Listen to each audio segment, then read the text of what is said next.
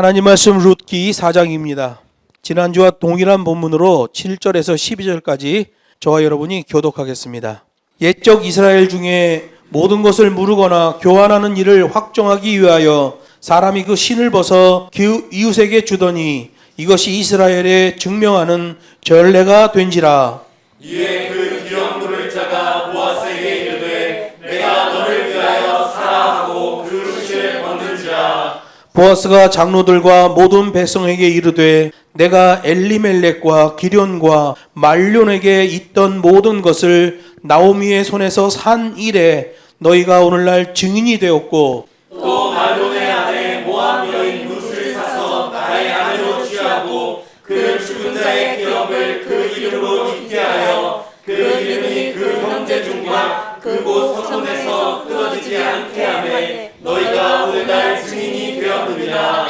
성문에 있는 모든 백성과 장로들이 가로되 우리가 증인이 되노니 여호와께서 내 집에 들어가는 여인으로 이스라엘 집을 세운 라헬, 레아 두 사람과 같게 하시고 너로 에브랏에서 유력하고 베들레헴에서 유명케 하시기를 원하며, 여호와께서 이 소년 여자로 내게 후사를 주사 내 집으로 다만이 유다에게 낳아준 베레스의 집과 같게 하시기를 원하노라. 아멘. 본문 말씀을 가지고 평안을 먹으며 살아가는 인생이라는 제목으로 하나님 말씀을 증거하겠습니다.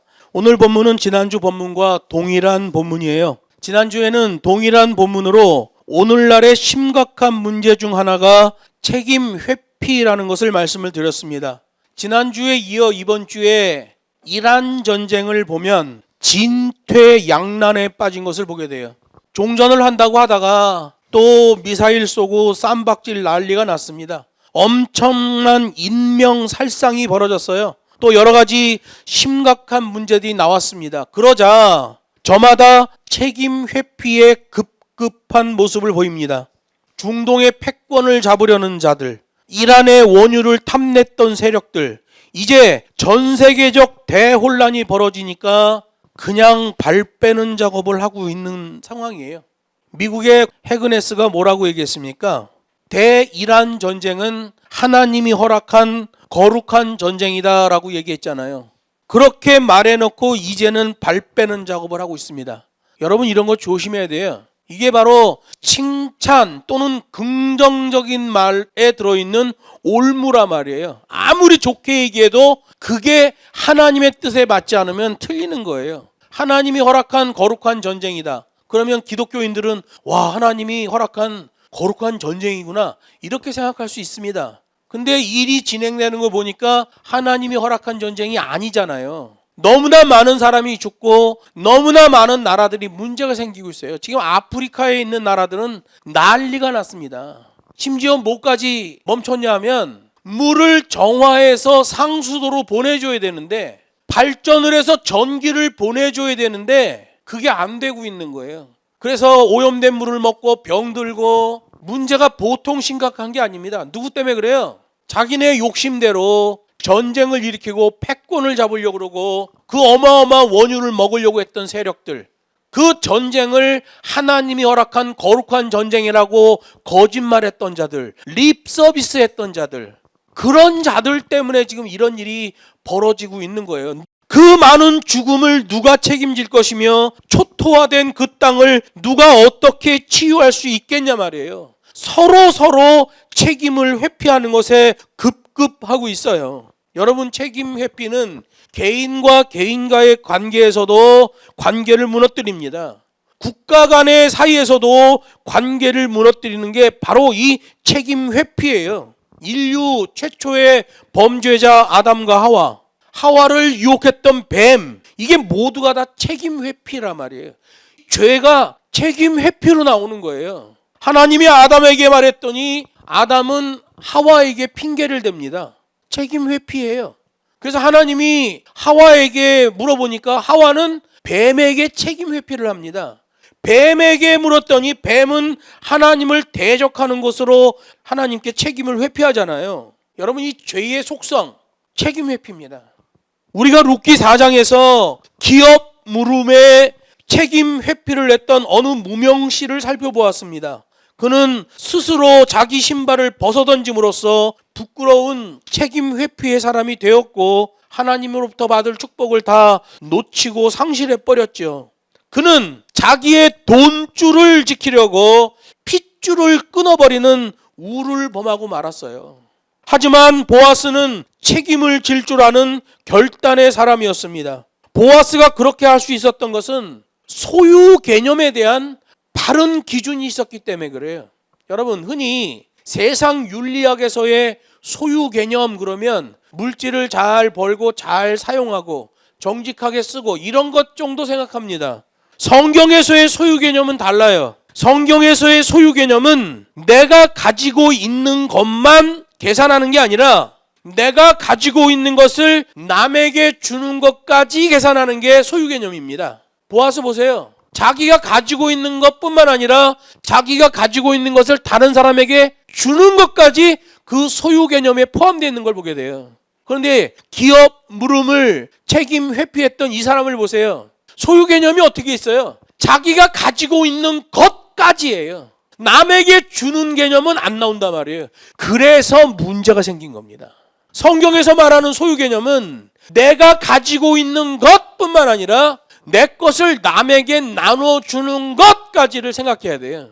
거기까지가 소유 개념이에요. 또 뿐만 아니라 남이 자기가 가지고 있는 것을 나에게 주었을 때 그 사람으로부터 나에게 공급된 그것을 그 사람이 얼마나 소중한 것 가운데서 나에게 나눠줬는지를 아는 것까지가 소유 개념입니다. 그러니까 내가 가진 것의 소유 개념은 내가 가진 것 플러스 내가 남에게 줄 것, 그거고요. 남이 가진 것에 대한 소유 개념은 그 사람이 가진 것을 나에게 줬는데 그 사람이 나에게 준 그것이 그 사람에게 얼마나 소중한 것인지를 내가 받고 아는 것까지가 소유 개념이에요. 거기까지 가야 그 기독교인입니다. 흔히 선교사들, 기독교 목사들을 보면 다른 사람에게서 넘어오는 돈을 아주 우습게 하는 사람들이 있습니다. 지난번에 어느 목사가 와서 저한테 그렇게 얘기했어요. 그 사람은 선교사인데 자기 동기 교회에서 10만 원씩 그동안 몇 년 동안 지원을 해주다가 무슨 일이 있어서 끊었나 봐요. 그러더니 나한테 그러더라고. 그 목사가 말이야, 뭐 10만 원씩밖에 안 주더니 그것도 끊어버리더라고. 10만 원밖에 안 줬다는 거예요. 그 얘기를 듣는 순간 제가 그 목사한테 정말 심하게 얘기했어요. 너가 받았던 그 10만 원은 그 헌금을 한 교회 성도의 피눈물이다. 10,000원을 받던 10만 원을 받던 그 돈을 붙들면 이건 그 교회 성도의 피다라고 사용을 해야 된다. 그 소유 개념이 들어가 있지 않은 선교사들이 선교지에서 문제가 나는 거예요. 여러분 꼭 기억하세요. 내가 가진 것의 소유 개념은 내가 가진 것 플러스 내 것을 남에게 나누어 줄 것까지가 내가 가진 것에 대한 소유 개념이에요. 또 남이 나에게 줄 때 그 사람이 가진 것에서 나에게 주는데 나에게 준 그것이 그 사람에게 너무너무 소중한 것이었는데 나에게 줬다. 감사가 나온다. 거기까지입니다. 그게 성경에서 말하는 소유 개념이에요. 소유와 감사의 방향성이죠. 그 방향성을 따라가는 사람의 인생의 끝에 궁극적 천국이 기다리고 있는 거예요. 바로 요게 믿음이죠. 그래서 믿음은 투자와 배당이 일어나게 돼요. 지난주에 오늘 본문을 가지고 동일하게 설교했어요. 너의 인생을 바르게 투자하라. 오늘은 동일한 본문으로 평안을 먹으며 살아가는 인생이에요. 그렇게 믿음으로 인생을 투자했으면 그 소유에 대한 바른 개념 때문에 하나님이 그에게 평안을 주셔요. 그 평안을 먹으며 살아가는 것, 그게 구원을 받은 사람의 삶이에요. 하나님과 함께하는 ING의 삶이죠. 그 진행형의 삶이 천국에까지 연결이 되는 거예요. 예수님은 그걸 어떻게 말씀하셨냐면 너희가 아직 이 땅에 있지만 이미 이 땅에서 천국을 살고 있느니라 이렇게 말씀하셨어요. 왜? ING이기 때문에 그렇습니다. 진행형이기 때문에 그 진행형의 삶이 천국으로 연결이 되는 거예요. 바른 소유 개념과 감사. 그 진행형의 인생의 끝에 궁극적인 구원이 있게 된다. 인생을 바르게 투자하고 평안을 먹으며 살아가는 인생이 바로 그 사람인 거예요. 보아스는 책임을 질 줄 아는 사람이에요. 여러분, 하나님이 이스라엘 백성들에게 가나안 땅을 분깃으로 나누어 주실 때 분명하게 선포한 것도 바로 그 방향성의 소유 개념이에요. 가나안 땅에 들어가서 땅을 분배받더라도 이스라엘 백성들이 그 땅의 주인이 아니라는 거예요. 청직이라는 거예요. 모든 게 궁극적으로 하나님의 것이다. 이게 하나님이 말씀하시는 거거든요. 그래서 이스라엘 백성들이 가나안 땅에 들어가서부터는 어떤 제도가 만들어지냐면 희년 제도라는 게 만들어요. 희년. 7년 단위의 안식년이 있고 6년 동안 경작하고 1년은 땅을 쉬게 합니다. 6년, 1년, 7년이죠. 그렇게 7번이 돌아가요. 그러면 7, 7이 49, 49년이 돌아가잖아요. 그리고 49년이 지난 50년째 될 때가 바로 희년이에요. 희년 때에는 사람이든 물건이든 남의 것이었던 것은 모두 본래의 주인에게 돌려주게 돼 있어요. 내가 악착같이 땅을 사들였다. 그러면 49년까지만 그걸 내 땅으로 쓸 수 있어요. 50년째가 되면 원래 그 땅 주인에게 돌려줘야 돼요. 타인의 분깃을 내 것으로 삼았을지라도 희년이 되면 다 돌려주어야 되는 거예요. 그 희년 제도의 의미가 뭡니까? 이 땅에서는 영원한 것이 없다. 오직 하나님만이 진정한 소유자라는 것을 말하고 있는 거예요. 여러분, 부동산이 여러분 겁니까? 부동산 그러면 부동산이라는 글자 자체가 영원히 움직이지 않는 재산이란 뜻이잖아요. 내 이름으로 땅을 사고 내 이름으로 어디를 사면 이게 부동산이야. 누구도 건드릴 수 없고 아무도 만질 수 없다. 근데 여러분, 재난 영화 같은 거 한번 보세요. 지진이 일어나고 땅이 갈라지면서 건물이며 땅이 다 뒤죽박죽 돼버립니다. 여러분, 땅은 그런 거예요. 부동산이 아니라 말이에요. 시편 24편에서 말합니다. 땅과 거기 충만한 것과 세계와 그 중에 거하는 자가 다 여호와의 것이다. 땅에 있는 모든 것은 다 하나님 거라는 거예요. 이 세상에 있는 것 어느 하나라도 하나님의 것이 아닌 게 없다. 이게 우리 기독교인들의 물질관이고 소유 개념이에요. 보아스는 그런 물질관을 가지고 있었기 때문에 하나님의 일에 자신의 것을 기꺼이 내놓고 감사함으로 내놓을 수 있었던 거죠. 그런데 그 무명씨라는 사람은 돈줄 지키려고 핏줄을 외면합니다. 어차피 빈손으로 왔는데 가난하다고 한들 손해볼 게 무엇인가? 어차피 빈손으로 갈 텐데 부자라고 한들 무슨 유익이 있겠는가? 내 이름으로 등기한 땅이라고 해서 그게 진정 내 것 부동산인가? 그것도 내가 사망신고되는 순간 다 사라지는 거예요. 한국의 기독교 윤리 실천 운동본부에서는 자식에게 재산 안 남겨주는 운동을 하고 있습니다. 너무 과도한 욕심으로 모든 걸 내 손에 움켜쥐려는 것은 바로 하와에게 있었던 마음이에요. 하와 마음에 그 마음이 싹튼 거죠. 저 선악과 하나님이 먹지 말라는데 꼭 저게 먹고 싶은 거야. 내 것으로 만들고 싶은 거예요. 내 손에 움켜쥐고 싶은 거예요.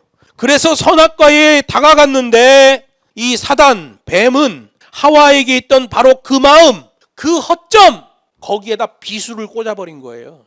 그래서 결국은 따먹어버리고 마는 거죠. 꼼짝없이 당하는 거예요. 유혹에 무너지는 거예요. 그래서인지 그 다음에 태어나는 아이들을 보면 눈도 못 뜬 핏덩이가 두 주먹을 움켜쥐고 태어납니다. 그 모습을 볼 때 인간의 욕망이라는 것이 저리도 끈질긴 것인가라는 생각이 들어요. 눈도 못 뜬 애가 주먹부터 쥐고 나온 거야. 다 내 손아귀에 잡으리라. 그러나 사람이 죽을 때 보면 그렇게도 움켜쥐고 또 움켜쥐는 데에 사용했던 두 손을 다 피고 갑니다. 모든 것 다 두고 가요. 예금 통장 두고 갑니다.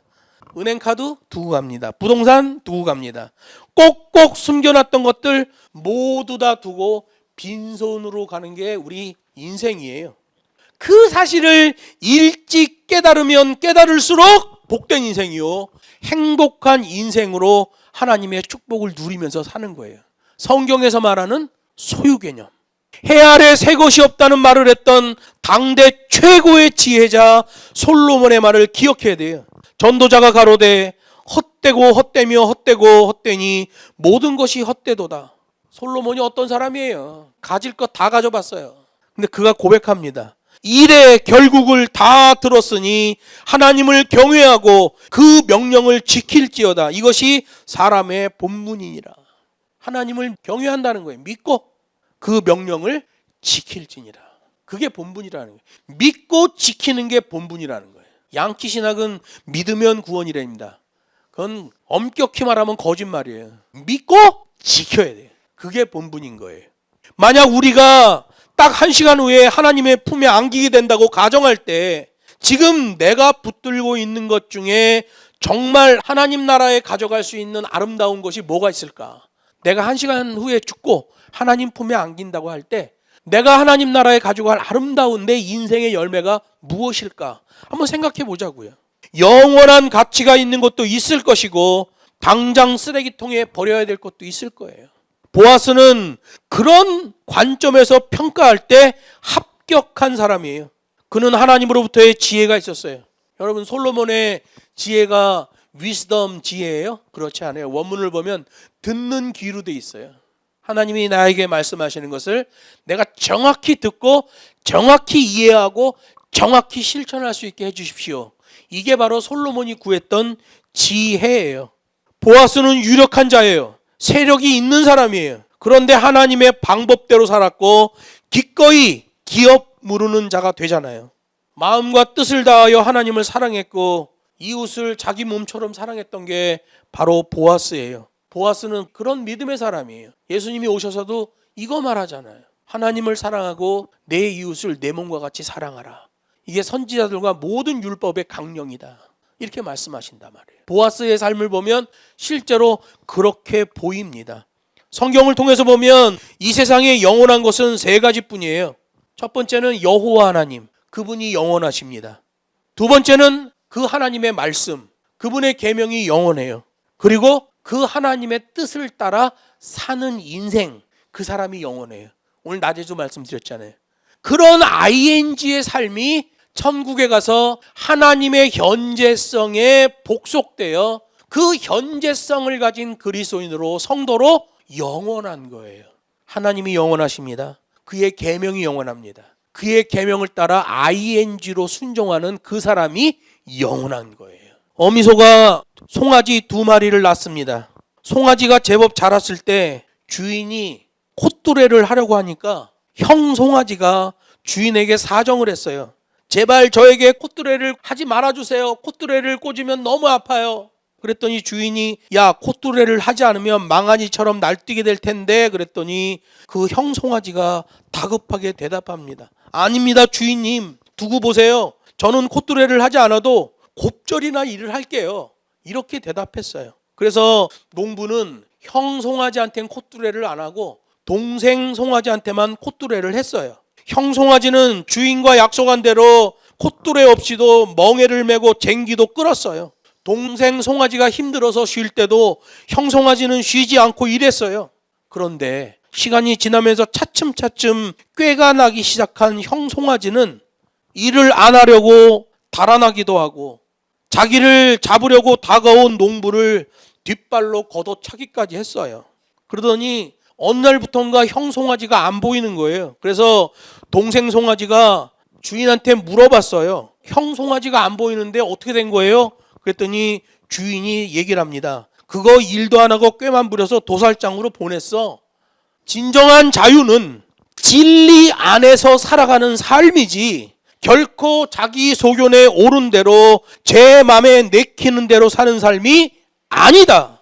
여러분, 자유라는 말을 잘 사용해야 돼요.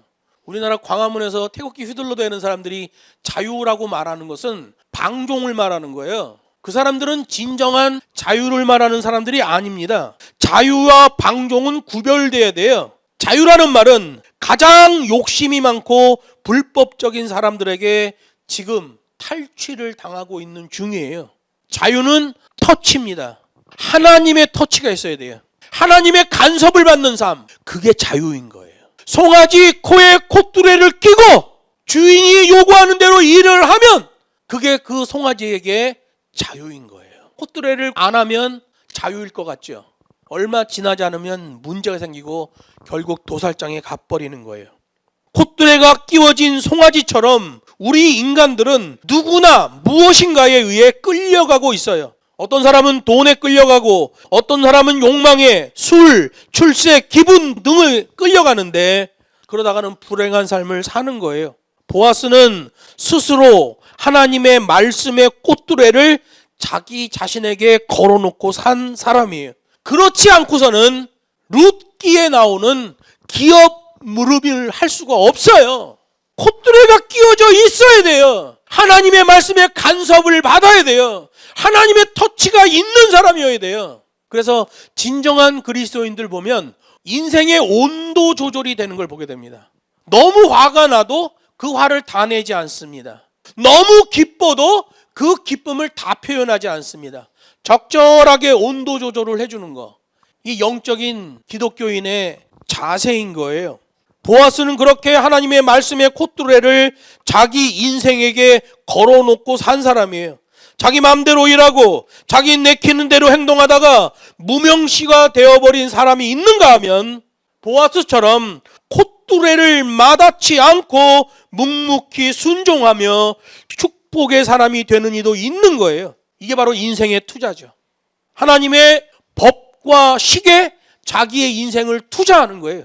그리고 평안을 먹고 사는 인생이 되는 거죠. 여러분, 유럽의 복지가 잘 되어서 노년이 되면 아주 풍성한 삶을 살잖아요. 미국도 그렇잖아요. 왜 그럴까요?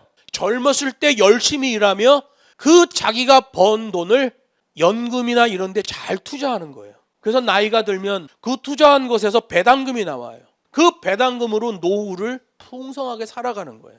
하나님 말씀도 그렇게 돼 있어요. 내 인생을 하나님의 말씀에 제대로 투자하라. 손해보는 일을 하는 거예요. 그때 시간이 지나면 평안으로 먹고 사는 인생이 되는데 예수님이 말씀하셨어요.